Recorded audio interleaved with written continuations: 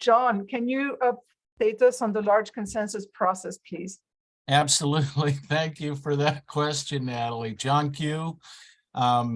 This is, if you're looking at the page under pacificgreens.org/mediation, you get to this page. If you click this button up in the top that says start a mediation process, and you get to this page and there's links to everything involved. And this picture really summarizes the whole process just in one shot.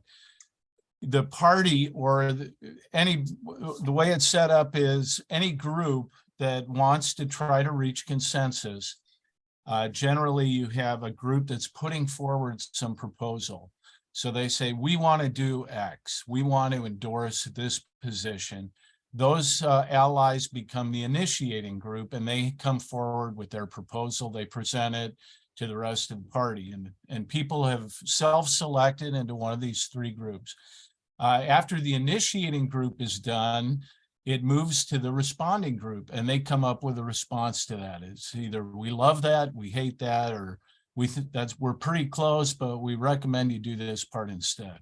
So now you've got two different positions. Either they're in agreement or they're in opposition, and it goes to this third group, the green color in the middle there, the mediating group.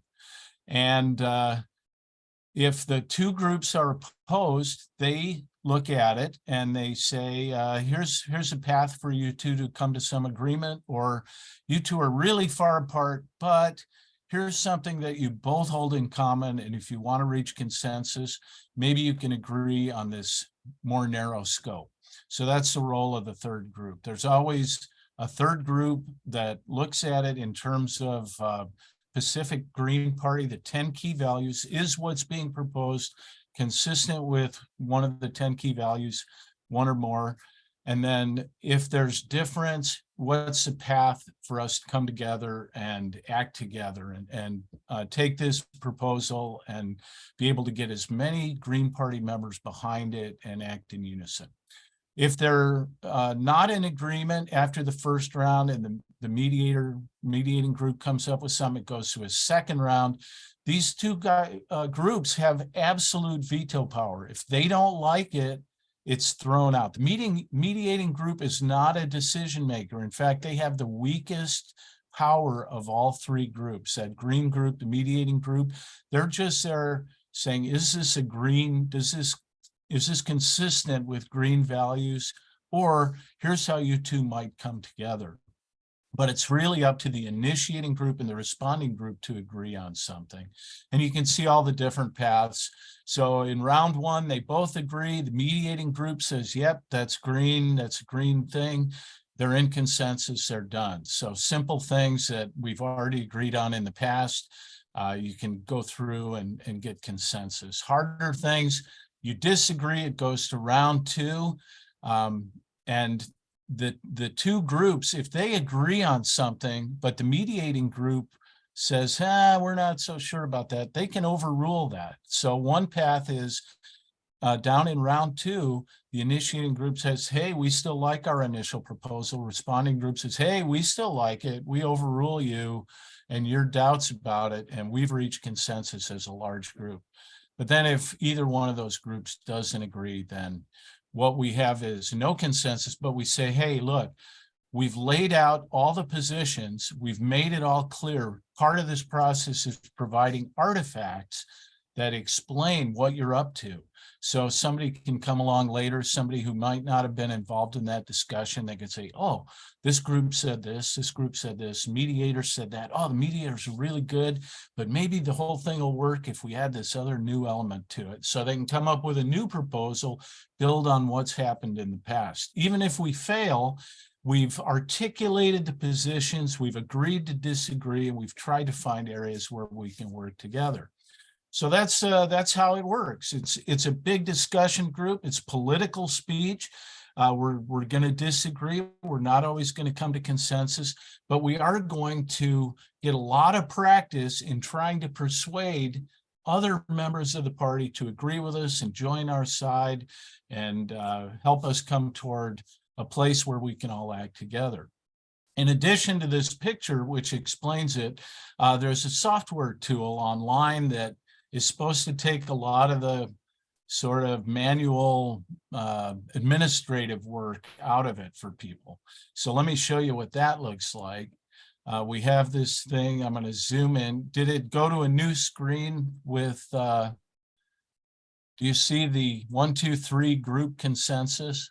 Yes. Yes. Okay, great. So the way this thing works is you just kind of start at the left-hand side here. When something gets submitted, it's submitted, it's in the hopper. We need to look at it to make sure some robot didn't put in bad language or hate speech or something. We don't want to automatically, we want to get a human to look at it.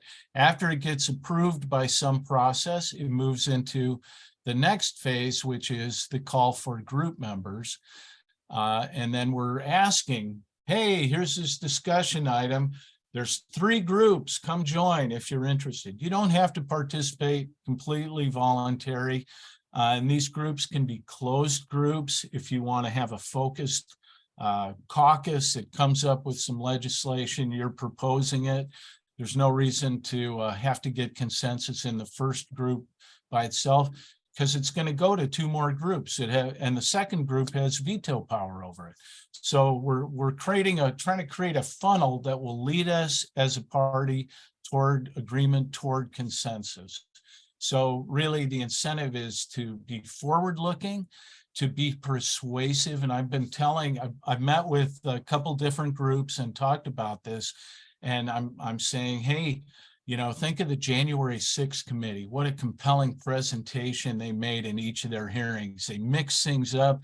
They had video, they had dramatic testimony, they had live testimony, people there in the chamber, you know, so put together a compelling presentation, text, audio, video, different lengths. You know, if we have a short video, you can put stuff on TikTok. A lot of the younger voters are on some of these more interactive platforms now.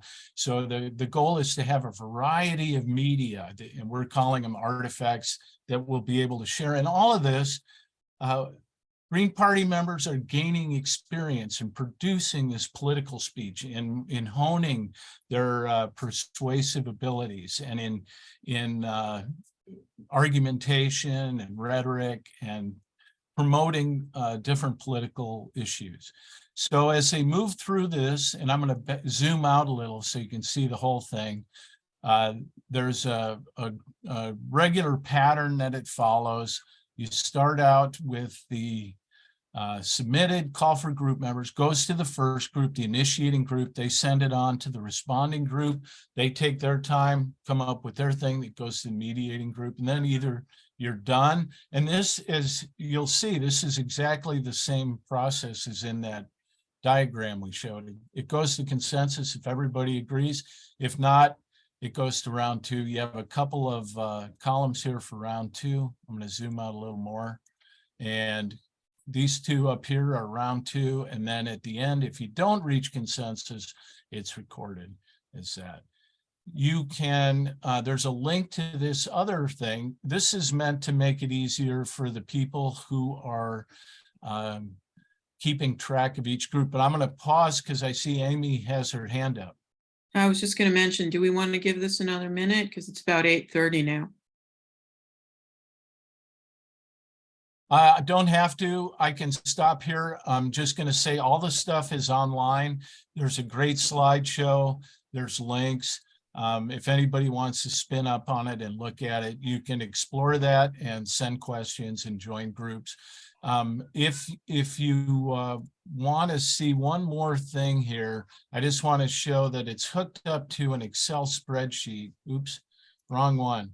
I got the link wrong. But when people go to this item here and they put their email in and they sign up to join one of these groups and they say, oh, I want to be in the responding group on this issue about developing the strategic plan. So after somebody, Felipe and others, developed a strategic plan, I want to be in the responding group to be someone that looks at that. I don't want to be the person in charge. And you submit this, it gets put into a spreadsheet that's available for other people to look at. And I'll stop sharing now so we can look at each other. And Natalie has her hand up. Yeah, thank you very much. And I think you didn't mention that it was based on the Iroquois Foundation.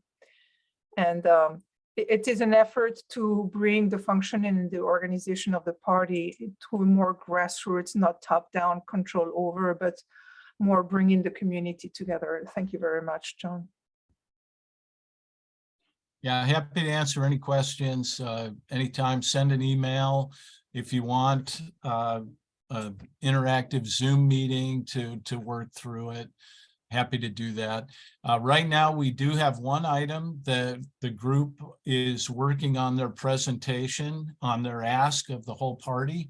And they've started as of April 15th, and we have about 5 items that we're waiting to get that database ready so we can send some kind of notice out. It's very expensive if we send a postcard out to everybody, but if we have email, we can do that virtually for free. So what Seth and others had recommended was, Seth and Justin recommended was that instead of sending out a postcard specifically come participate in this process, that we make it a more general ask and say, please give us contact information so we can follow up with you over the next couple of years. So the postcard, we're looking to send out a postcard after the database cleanup to all the people that we don't have email or phone number, so that we can get volunteers to reach out to them much more economically than doing a mailing. Can I ask a question? Sure. How many postcards are you intending to send out? Well, Justin originally thought that there would only be about 100. But when we started looking at the database, as you saw, 3,000 Democrats in there in a database of 11,000. A lot of names in there were email only.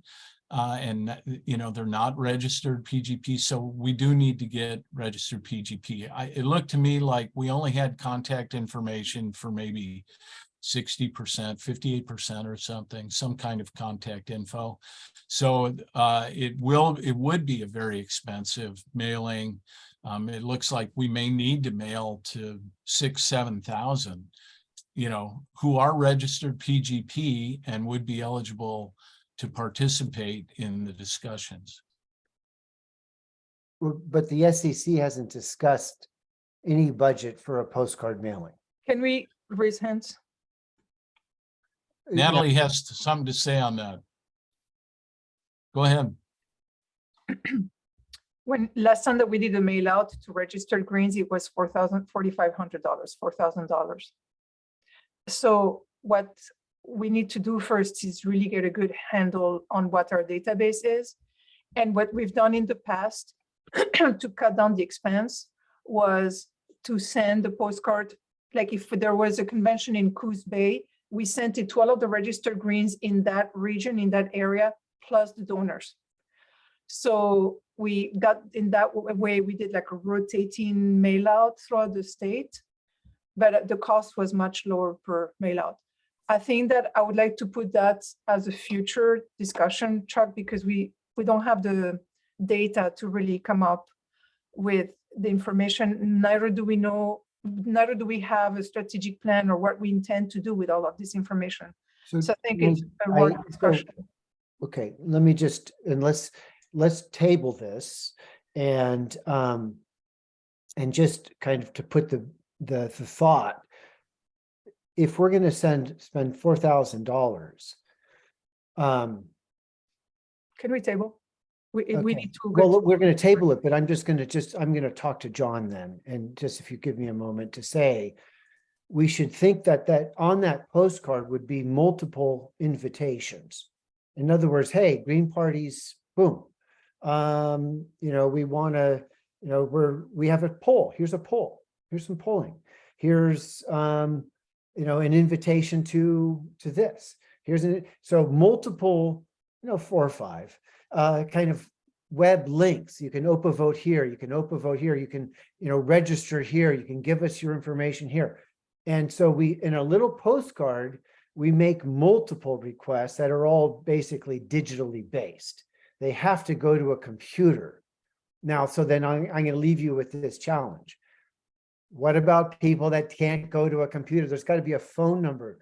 They could call in and leave a phone message at our Nation Builder site. And we could have so I will support spending $5,000 to send a mass mailing that has a target that has, I mean, now maybe we need marketing people to help with this. Maybe there's just one web link, click here and then get all of those menus of activity.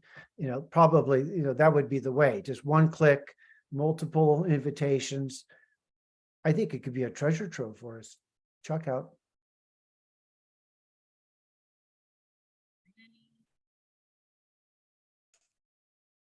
Well, thank you so much for letting me speak tonight. Thank you very much for joining us, John. Okay, I'll just bail out then. Yeah, I'll send you the link of that because we could send that to, upload it, blah, blah, send it to other people. Thank you.